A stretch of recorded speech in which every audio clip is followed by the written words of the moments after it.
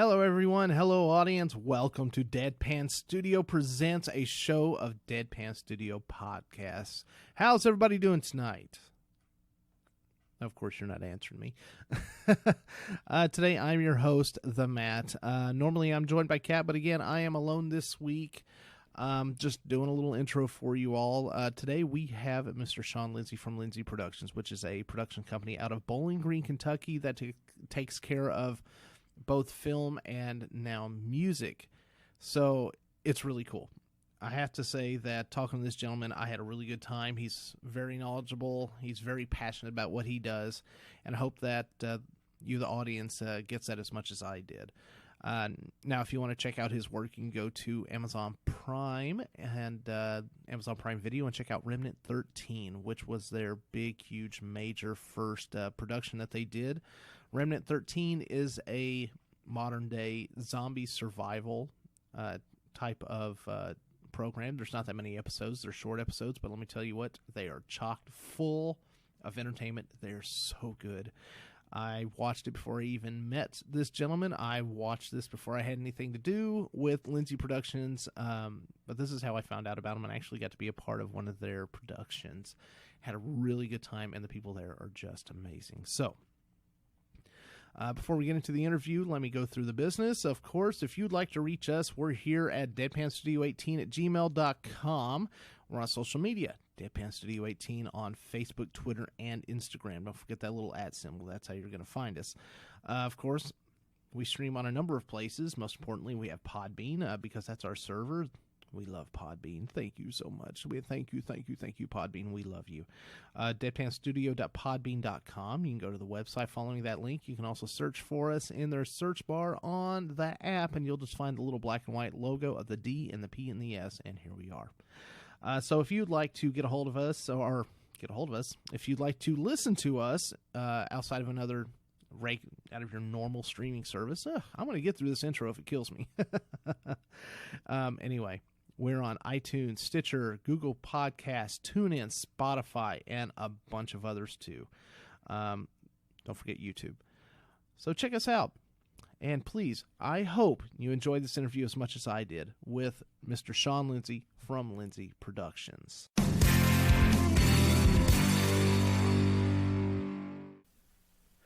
Joe Rogan always starts his by going, "Hello, friends."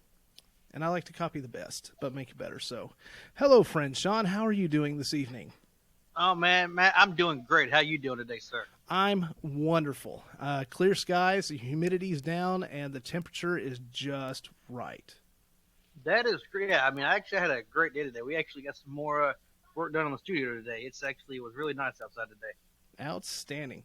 Now, for those of us just joining us, Lindsay Productions. You are Mr. Shawn Lindsay. Now, this is sort of I know you've been doing this for a few years now, but I guess in the grand scheme of companies and local production companies, this is still sort of a new and growing company, right? That is correct, yeah. As you said, I've been doing some film work now for about 3 years. Oh, no, wow, almost 4 years now. Wow, time goes by quick. But, yeah, I mean, we're still very new. We're still, finding the best spot for us and everything. But yeah, we're still new. But yeah, we've still got a lot of experience in the entire crew. We have a lot of experience in the crew from different sectors and everything else. But yeah, it's going really well. Very cool. Now you said you were working on your studio. What's that entailing?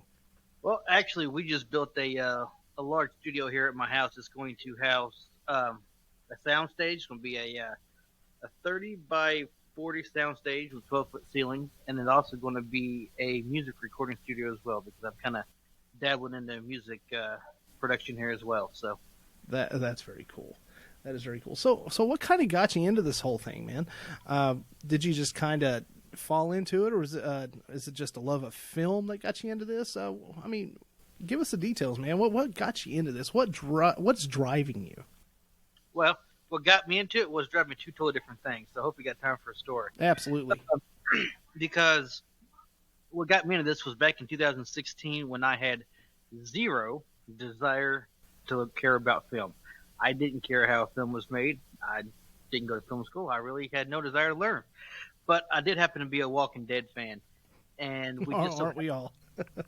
that's true. That's good. And I just so happened to be going through Atlanta, Georgia, on my way to Florida, and I said, you know what? I know they film here, so I want to take some time just to kind of run around, look at some of the sets, and just say, you know what? It's cool. I was there. Take some pictures.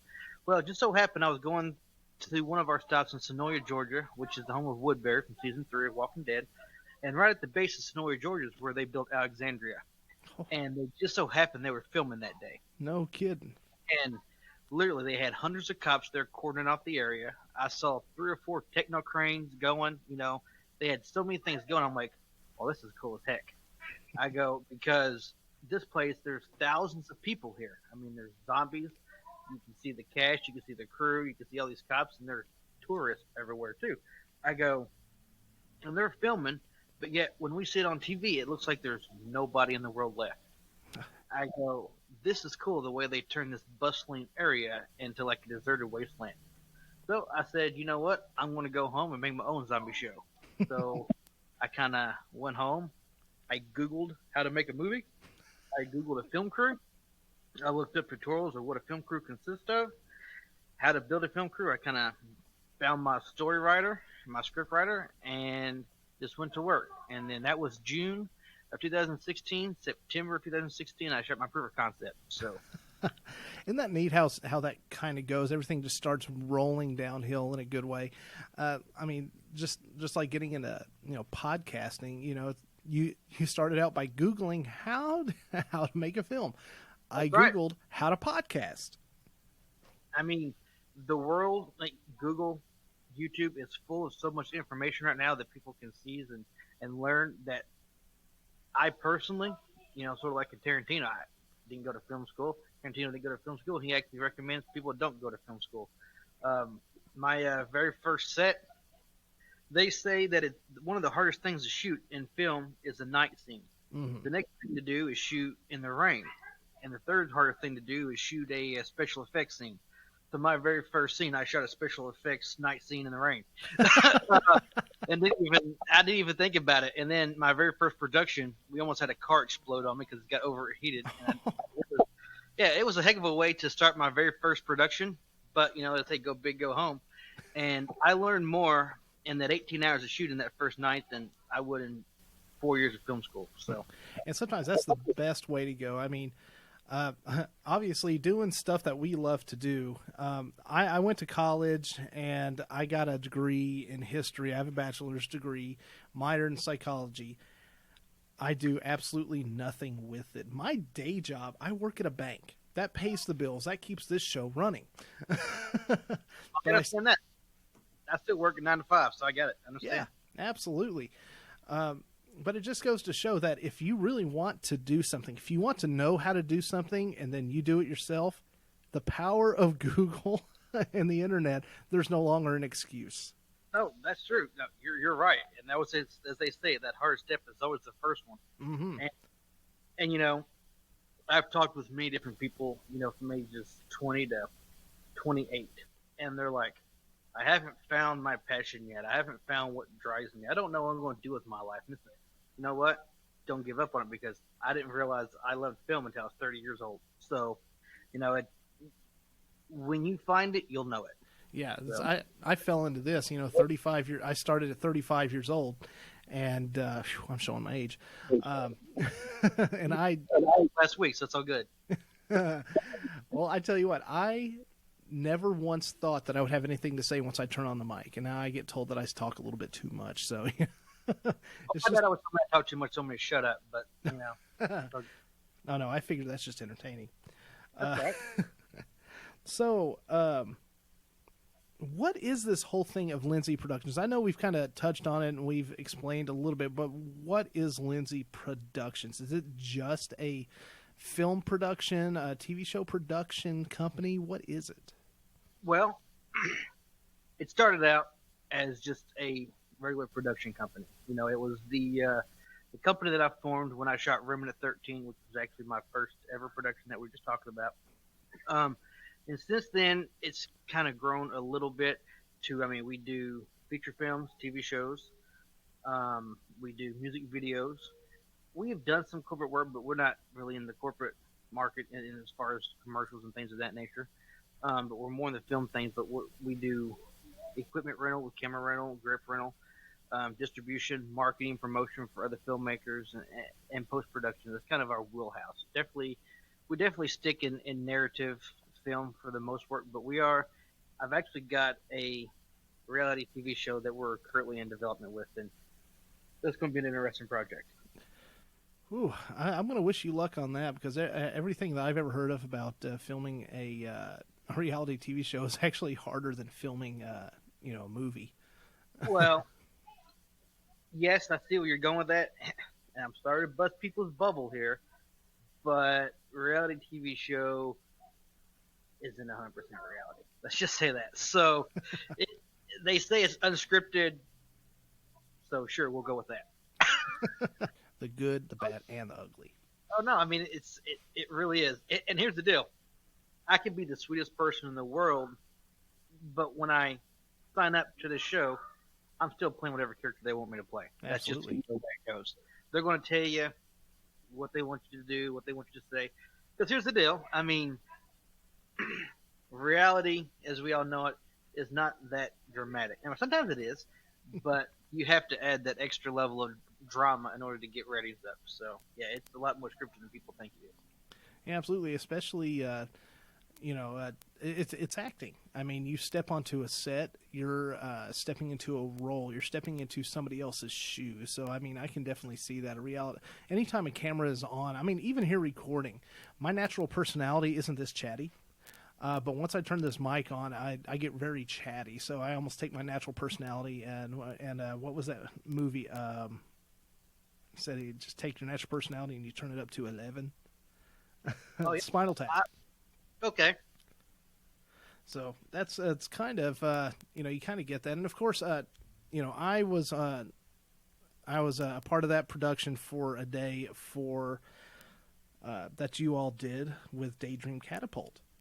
Mm-hmm. Yep, I do have to say that was I had so much fun doing that, and I mean that's not even just trying to, boost your ego or anything like that. But I have to say, I did some work on Nashville, the TV series, and a couple of other little projects. But I tell you what, I actually had the absolute most fun working on Mistakes.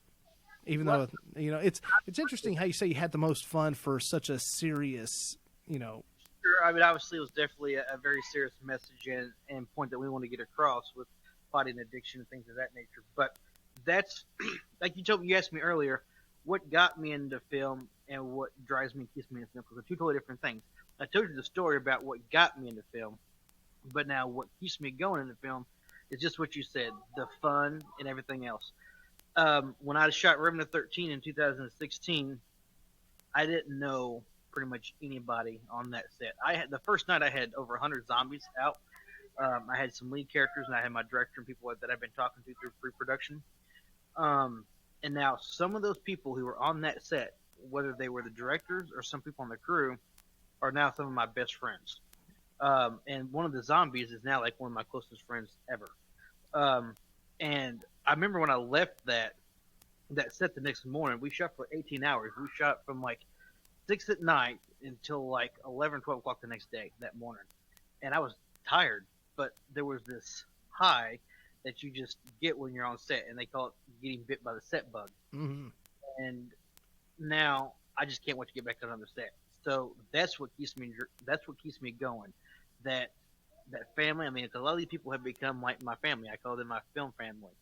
And there's just a camaraderie there, a familyness, and close friendship that you just keep going. And that being on set has this euphoric feeling that, to me, is just amazing. So that kind of tells me you sort of keep the same crew to work with. Do you have a lot of people filtering in and out to work on the crew? Well, that depends. But for a lot of the time, yes. There is a very big family here at Lindsay Productions that we've been working with a lot. But now we're always bringing people in. We do workshops for people who are looking to learn film. We'll do smaller types of sets where we'll bring people in to kind of learn this and that. And then as we do bigger sets, we need a bigger crew.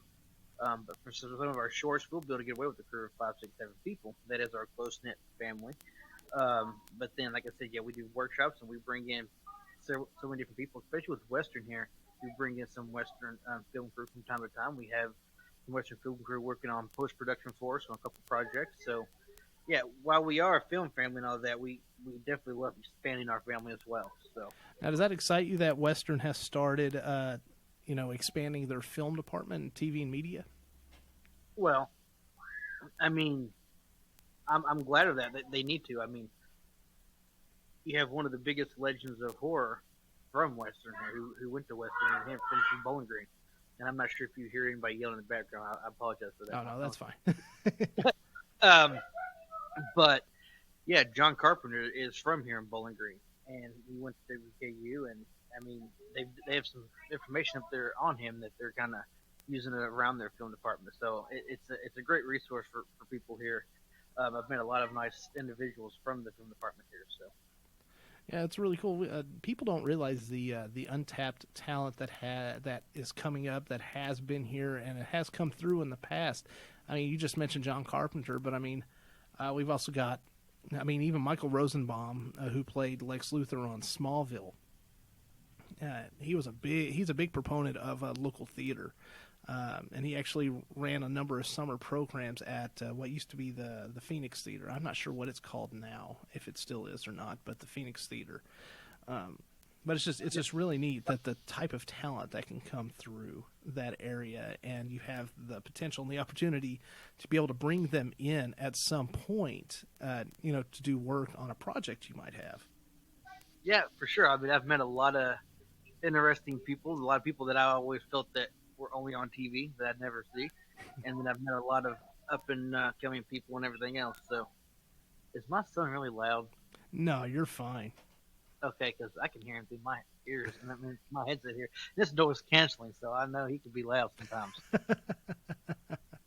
Well, that's one of the things about COVID. A lot of times you have to work at home anyway. So I recorded a number of episodes for the podcast.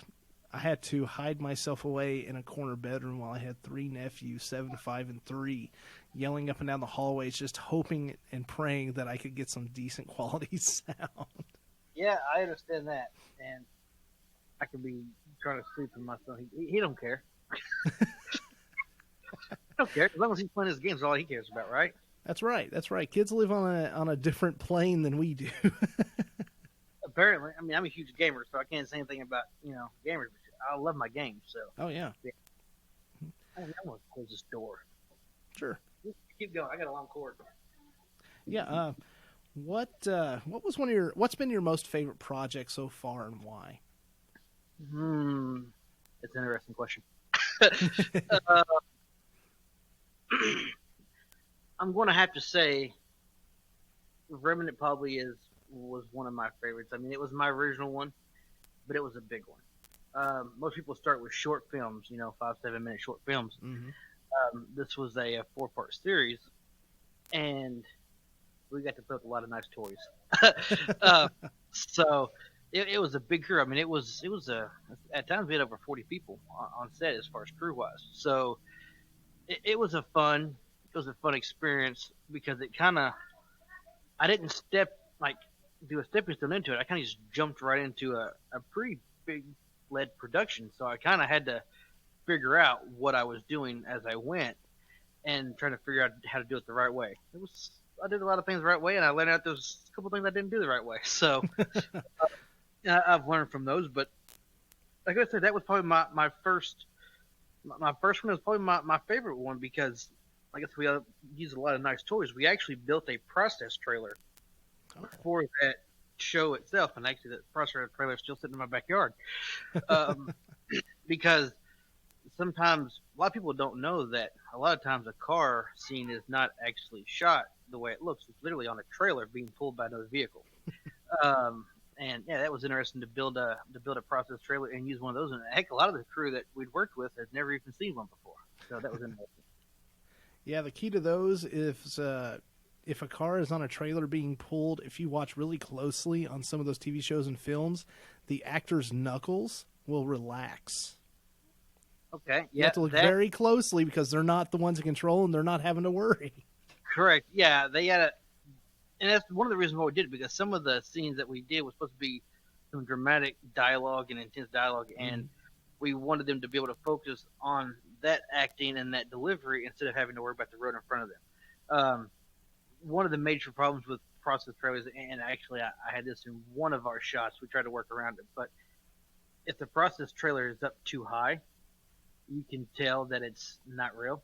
Right. Um, Because either that car has a very big lift kit yeah, attached to it. I mean, it's interesting. I mean, we were able to lower ours down a little bit so that it was able to give those angles, for the most part, like we needed them to.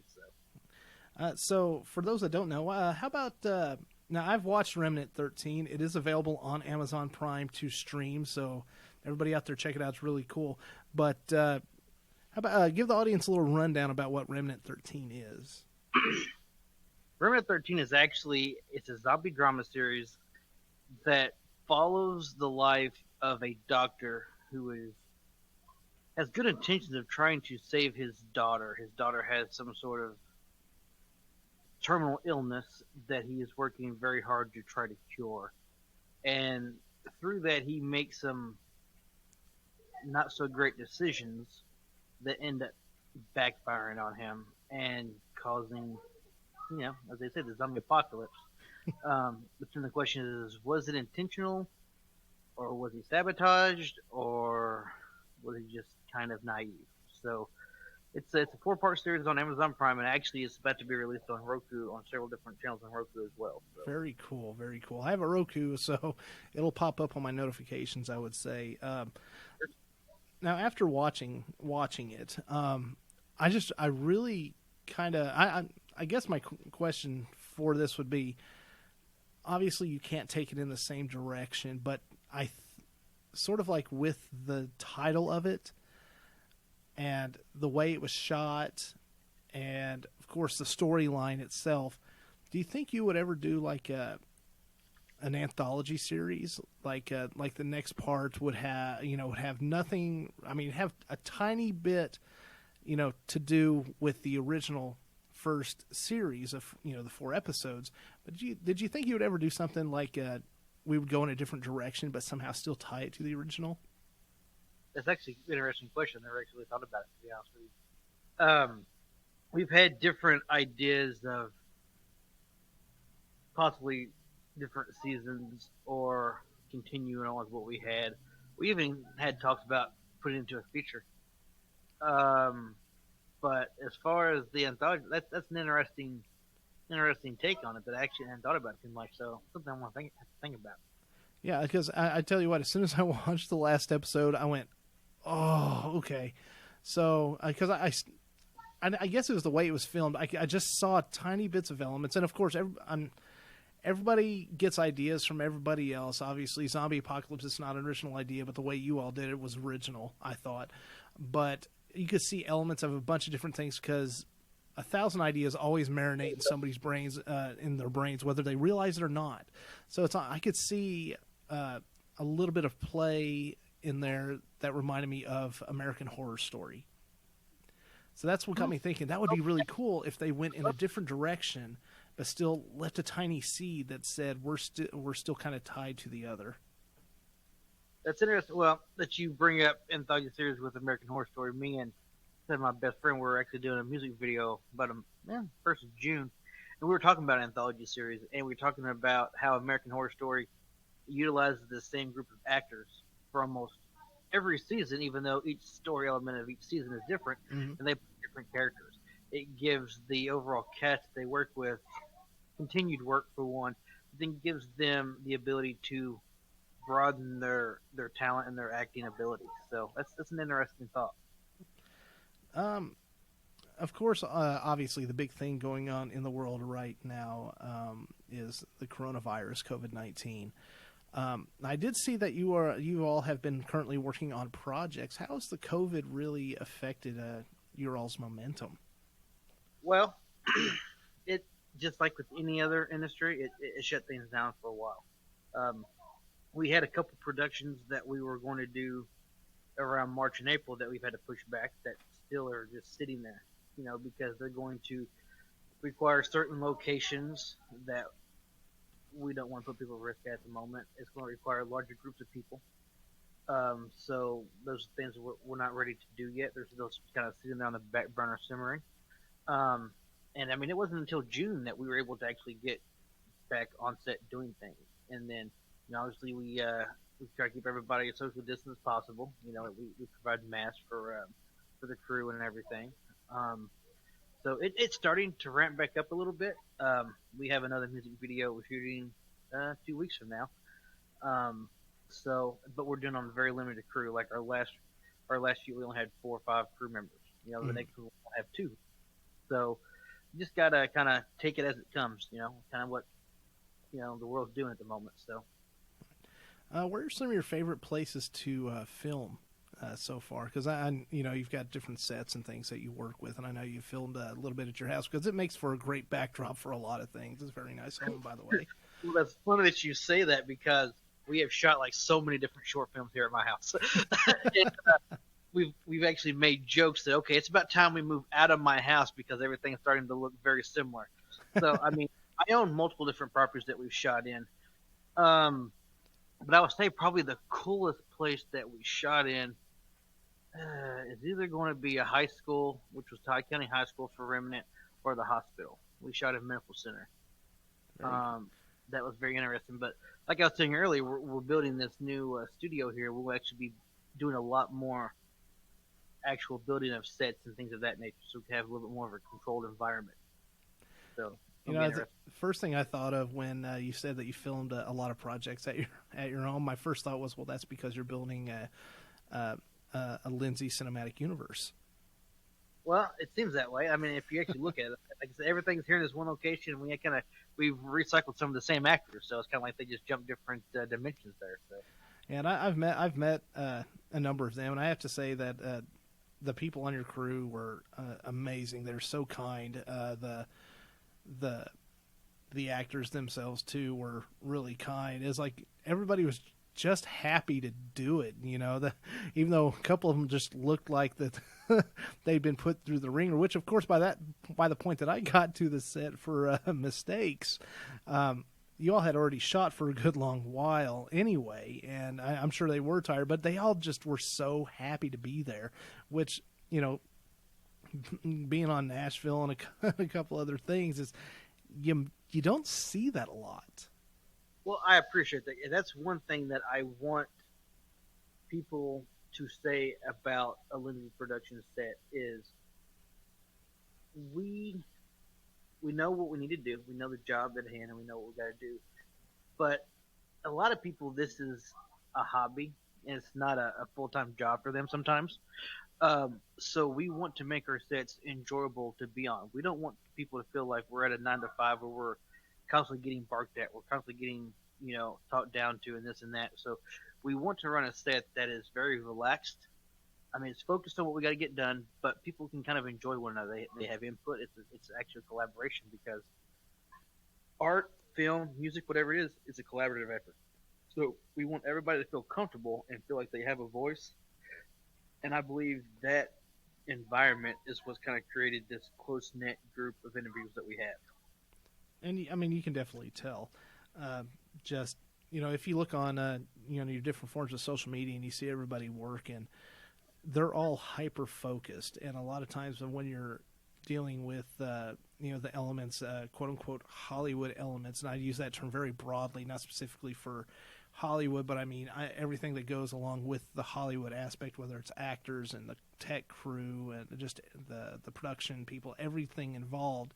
You don't see everybody just so hyper focused like they do there, and it's not a I'm just trying to get this done type of thing. It's I'm hyper focused because I'm having fun and I really want this to come out well.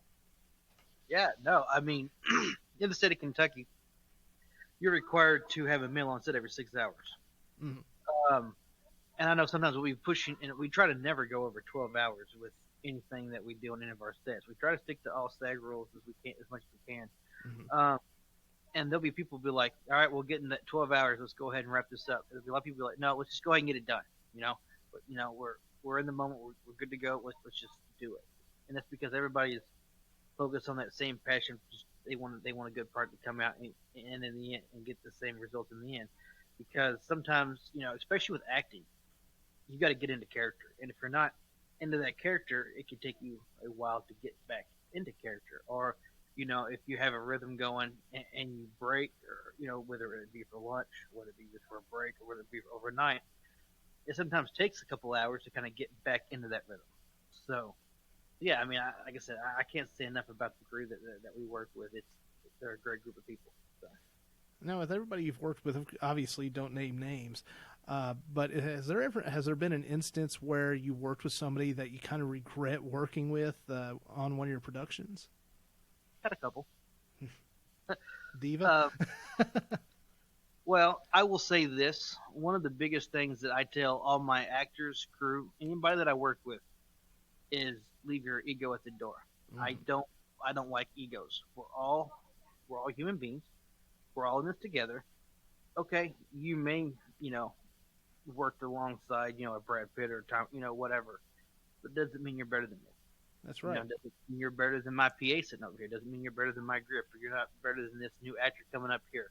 So I don't like egos, and I've had some confrontations with that in the past, and it's been addressed. And that's my biggest thing is if I realize there's an ego on board, we try to get rid of that, because I don't like working with that.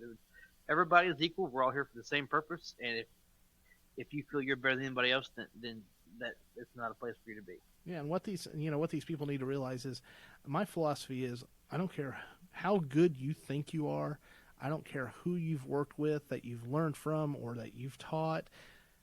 There's always somebody that's going to be there to see something that you didn't do right. Sure. So I mean, everybody don't care. I mean, we can sit here and start naming off Steven Spielberg movies that have errors in them. We can name movies that Tarantino did that have errors in them. Every movie has some sort of flaw, whether it is an acting flaw, whether it is a continuity flaw, whether it is someone forgot to leave a light stand standing in the middle of the thing. I mean, it happens. Nobody's perfect, and nobody's better than anybody else. So it happens. Yeah, that's it's sort of like I do theater as well, local theater. Well, obviously not right now because of Corona, but I've done local theater, and there's been some. I've been fortunate that I haven't worked with anybody that has had that kind of ego, but I've definitely been there to see them interact with the crew while I've either been watching the show or I've helped backstage. And I tell you what, there's nothing worse than going out there and you can feel that the entire cast and crew don't support you, and people don't realize that it's them. So I mean, even though you said there's only been a couple, I find that very fortunate. And that just shows the kind of environment you build at Lindsay Productions. And I'm not just trying to, like I said, I'm not trying to gloss you over, try to boost your ego. I just, it's one of those things where there were a few times where in my experiences where I've not enjoyed anything that I've done, and I always dread it sometimes, but that has to be the most comfortable I've ever felt working with anybody. So much so that it's like I come in, I sit down, and while I'm waiting for my part to go in, we just start chit chatting like we've known everybody for years. Yeah, no, it's hard to get. It should be a friendly environment. I mean, I've had people who've worked on big sets. They've worked on big things like The Walking Dead. They've worked on Nashville. They've worked on several different of the big shows. And the thing about bigger shows is, well, and I mean, it comes with the territory. Bigger shows require more money. So when you require more money, you have to be a lot more. You have to have more people who are more. I'm not going to say disciplined, because I feel we run a very disciplined set and work on these things. But when you get into the big name, big money, stuff like that, you have people who are not as easygoing. It's more cut and dry type of things, and that makes for sometimes a very uneasy atmosphere. So. Yeah, it does. Now, you said you've had to put some projects on hold and postpone them. Is there any that you can really talk about in any sort of detail that you that would be coming up? Well, we're going to shoot a proof of concept this weekend in Hendersonville, Tennessee. We have another one slated for the middle of September, which is another proof of concept. These proof of concepts are to be pitched for larger features. And we have a short film that we're going to be shooting. That's one of the ones that is on hold. It's because it actually has a bar scene in it. And with everything going on, the bar isn't the safest place to be at the moment. So that one's kind of on hold. And literally, I just got through getting my first ever screenplay that I'm going to direct and produce myself in my story. I can't write. I had to have someone else write it. But I know I can't write. I don't even try to write. And we all have our strengths. That's right. We definitely have some weaknesses too, and that's mine. And it's finally got done, and we're going to be starting pre-production on it really soon too. I'll be doing a lot of actually set building for that, and it'll be shot here in Bowling Green as well. Probably downtown some. So very cool. Now, for those that would like to know how to be a part of one of your future productions, how would they go about doing that? Well, I would say honestly the best way to do that right now is to look us up on Instagram or Facebook under Lindsay Productions. I would say you can go to our website, lindsayproductions.com, but I'm still working on it, and it's flawed at the moment. I mean, it still has other ways to contact us and everything else, so you can still contact us that way, but it's just not as done as I'd like it to be. You know what I mean? So I hear you. Same way with the Deadpan Studio, deadpan-studio.com. We're still a work in progress. Yeah, I mean, I've got a lot of stuff up there, but I keep changing stuff on it daily, so it's just not where I want it to be. So that's cool. Well, is there anything else that you would like the audience to know, or any last words? Because I know the past couple of days we've gotten busy, and it's it sounds like you've got a lot of stuff going on too, which is great, which is outstanding. I like when especially when local businesses start to thrive, especially when it has to do with something I really enjoy, and that's film and acting and anything like that. So do you have anything you'd like to say, as in look out for this or go here or anything like that? Well, no, I mean at the moment, yeah, I would just follow us on Facebook and on Instagram. That's our main follow ways, because that's where we put out all of our casting calls as well. So like I said, we do have a couple of projects that are in the works, and we're going to start casting for the one that I wrote here in the coming months. So if you follow us on Facebook and on Instagram, that's going to be the first way to get a hold of that casting call. We'll put it up to a couple of the casting directors and casting sites as well, but that's the main place that we go to look for it at. And you heard it here first. LindsayProductions.com. You can get them on Facebook. Lindsay Productions. Same thing on Instagram. Check out Remnant 13 on Amazon Prime, and he said it'll be out on Roku and a few apps here soon. Be on the lookout for that. Check out the awesome music video for Mistakes that they did for Daydream Catapult and Clay Agnew. So check that out. I was a part of that production. I enjoyed it. That's what got me really interested in wanting to talk to this gentleman one-on-one for this podcast, for this episode. So check that out. You can find it on YouTube. Mr. Shawn? Yes, Daydream Catapult Mistakes. So yeah, no, go ahead. Sorry about that. Oh, no, you're fine. You're fine.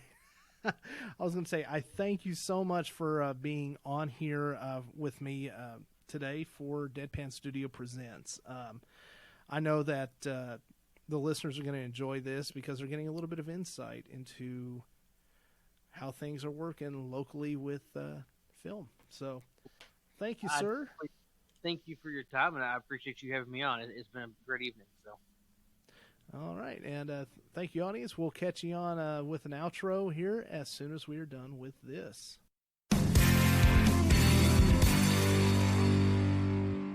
And there you have it. That was Mr. Shawn Lindsay from Lindsay Productions. Thank you, Shawn. Thank you so stinking much for doing this for us and being on here with us. I hope you had a good time, because I know I sure did. I learned a lot, and I really hope that things get to go into big old full swing in the future, and then I can be another part of one of your productions. It's a great production company to use. They have great quality, and all the things that he was talking about that he been a part of and is going to be a part of. This is a very exciting time because it's a time of growth. And we kind of need that. The interview and the energy that he had, talking about his passion is a lot of what we need right now, especially during the corona pandemic, COVID-19. So check him out. I'm going to keep up with him. I follow him on Instagram. I follow him on Twitter. And I definitely follow him on Facebook. So you all do the same. So as always, if you'd like to reach us, we have our emails, deadpanstudio18@gmail.com. We have our social media at deadpanstudio18 on Facebook, Twitter, Instagram, the three biggies. And don't forget, we're on all those streaming services. We're on 12, hopefully 14 before long in the next few weeks. We're just waiting for approval and also a little surprise jump for another. So, but the important ones right now, just because they're the ones that give us the most listeners. And please, I hope our listener base grows in all these other streaming services. But right now, our top ones right now are iTunes, Stitcher, Google Podcast, TuneIn, Spotify. iHeartRadio's actually got a nice little bump for us.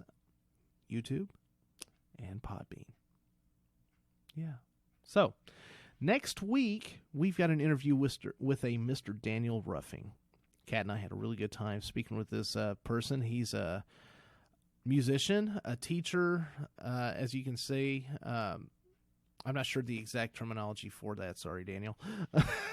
That's what happens when I'm in here recording this by myself. Kat usually picks up where I'm slacking. But anyway, he writes music. He plays instruments. He's a brilliant mind. He's very fun to talk to.